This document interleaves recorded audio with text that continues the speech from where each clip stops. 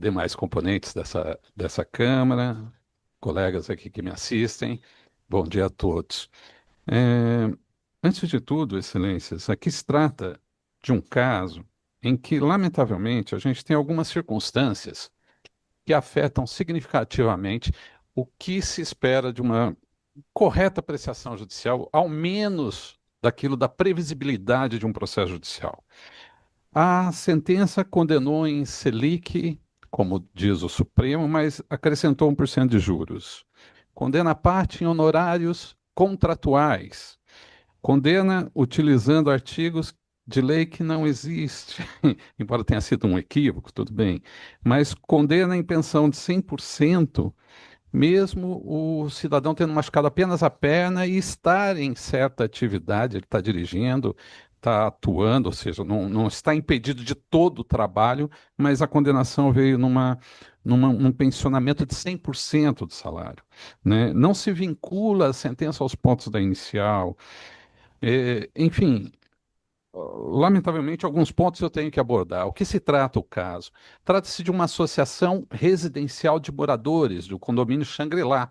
São 40, 60 casas, né, 70, 80 lotes, 40, 60 casas no condomínio, e que tem um jardineiro, tem um zelador pelo condomínio. Só que, eventualmente, como diz a testemunha, a única testemunha dos autos, Excelência, de modo muito raro, só quando precisa é chamado uma empresa, uma pequena empresa local, para fazer podas de árvore. Apenas isso. A jardinagem é feita pelo jardineiro, que é o irmão do reclamante. O reclamante mesmo confessa, né, que, não, o jardineiro de lá é o meu irmão. E o reclamante, e aí essa empresa pequena contratada para fazer podas de árvore, apenas poda de árvore, que duraria um dia, Excelência. O reclamante fala: eu fui lá, qual era o serviço do dia? Perguntado pelo juiz. Ele responde: seria a poda de umas 10 a 20 árvores, que é a área do bosque todo ali da rua. Então ele foi fazer um serviço pontual pelo quem foi que o contratou, que era o senhor William, né, que era o. Esqueci o nome, mas enfim, Charles. O Charles que o contratou, que é o dono dessa empresinha. Na verdade, é o esposo da proprietária dessa empresa. E foram lá fazer poda de árvore. Um dia de serviço. Como isso ia acontecer, a testemunha, repito, a única testemunha, é raro, é eventual, é muito difícil fazer, mas às vezes precisa fazer poda. E contratou essa empresa que prestava esse tipo de serviço desde 2019. Mas não era um serviço de jardinagem contínuo todos os dias, não, só quando necessário. E chega-se lá, o reclamante com o seu Charles montam o andaime e só a fala do reclamante, tá? Só a fala do reclamante. Não temos testemunha do episódio. Fala do reclamante. Montou o andaime, subiu, começou a podar o primeiro galho, o galho caiu em cima do andaime e o derrubou e ele machucou a perna. O machucado foi grave, foi feio de ver, inclusive as fotos são graves de se ver, mas é uma lesão que se consolida. Já faz 2, 3 anos que isso aconteceu. Ele está dirigindo normalmente. Juntamos fotos, inclusive, disso nos autos.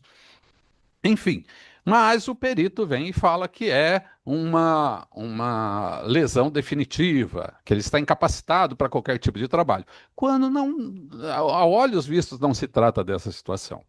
Bom, a inicial, chama a atenção de Vossas Excelências, a inicial trata de dois temas com relação à associação. Pede a condenação solidária dela porque ela teria sido coautora do delito, do dano, né? Pede com base no 942. E aí a gente deveria perguntar: qual é a responsabilidade solidária da empresa com base no 942? E ele, a inicial diz: a reclamada principal terceiriza serviços de jardinagem para a segunda. Não é verdade. São serviços pontuais, excelências. Não é serviço normal de jardinagem. E a sentença dá a entender que é. A sentença foi muito sucinta, dá a entender que seria um serviço contínuo de jardinagem, porque a sentença fala assim: é terceirizado esse serviço para outra, ela é tomadora. Ela não é tomadora aqui.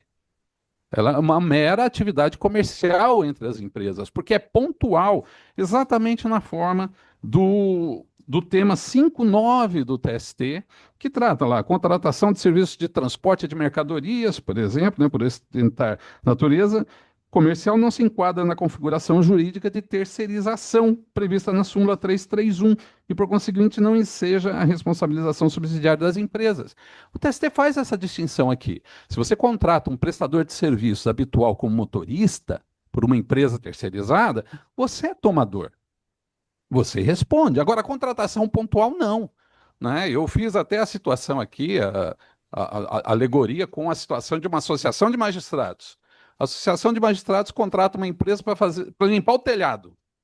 O cidadão cai de lá de cima do telhado, que por essa empresa contratada, a associação não é responsável com o máximo respeito com as teses.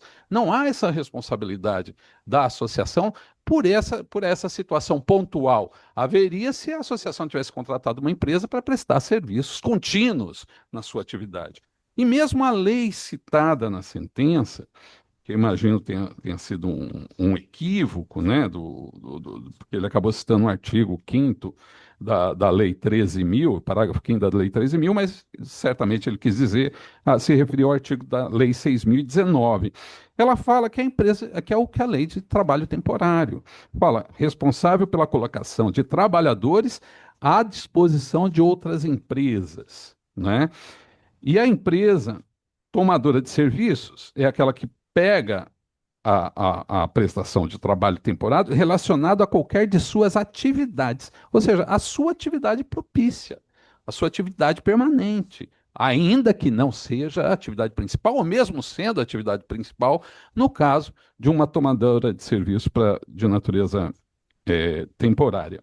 Então, por isso, nós não vemos aqui a responsabilidade da associação.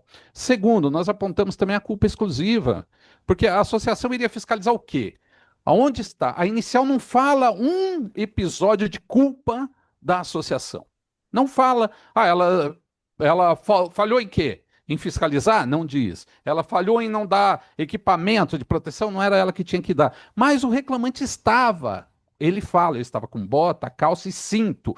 Ele colocou o seu cinto, ele montou o andaime embaixo da árvore, ele cortou o galho, caiu em cima do andaime que ele montou. Ou seja, a imprudência de montar um andaime embaixo do galho que ele ia cortar, a imprudência de cortar o galho e não tendo direito à noção de onde ia cair o galho, que caiu em cima do andaime dele, e a falta noção de ele não ter adequado o andaime adequadamente, seguro o andaime corretamente.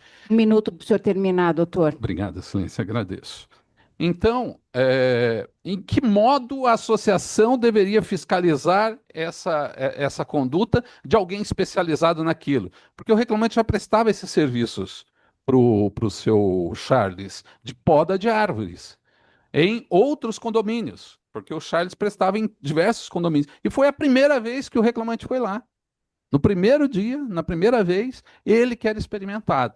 Então, a gente não vê possibilidade da associação de moradores responder, muito menos com devido respeito, claro, né, às teses defendidas e até a posição adiantada da digníssima relatora, para responder de modo solidário ainda, né, com relação a esses aspectos. Não é? E pedimos também, pelo menos, a redução do valor ou a redução o aumento do redutor, porque ainda a sentença condenou em parcela única, a indenização em parcela única, dando um redutor de 20% para uma expectativa de vida de 45 anos. Né? Ao antecipar tudo isso, imaginamos que o redutor tem que ser pelo menos maior que esse. Então é com esses argumentos que eu peço o provimento ao recurso ordinário, agradecendo a atenção de Vossas Excelências. Muito obrigado. Obrigada, doutor. Rápidas considerações, doutora Adriane.